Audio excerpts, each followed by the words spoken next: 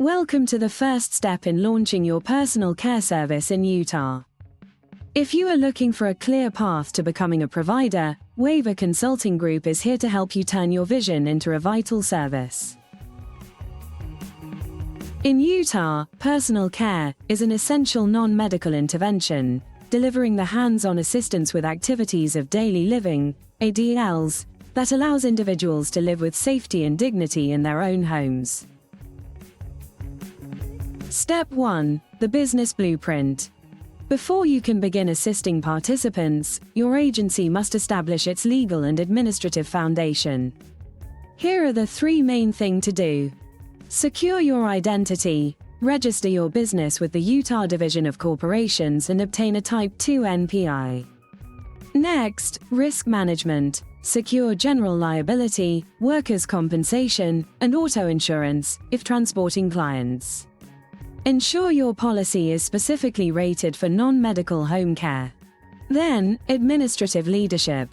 Appoint an administrator who is at least 21 years old with at least 1 year of managerial or supervisory experience, as required by Utah Rule R 432-725.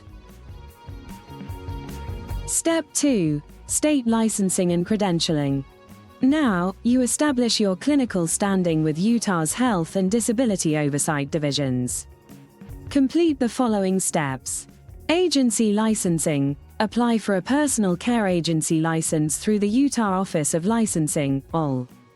This is a primary requirement for agencies delivering hands-on ADL support. Next, Medicaid enrollment. Register through the Utah PRISM portal as a personal care provider to establish your billing identity with the Division of Integrated Healthcare, DIH. The AVL application, to serve the disability community, apply for the DSPD approved vendor list, AVL, by responding to solicitation DHHS 91172. Step 3. Operational integrity and staffing. Success in personal care is built on reliable, person-centered support and strict safety standards. To complete the third and last step, complete these actions.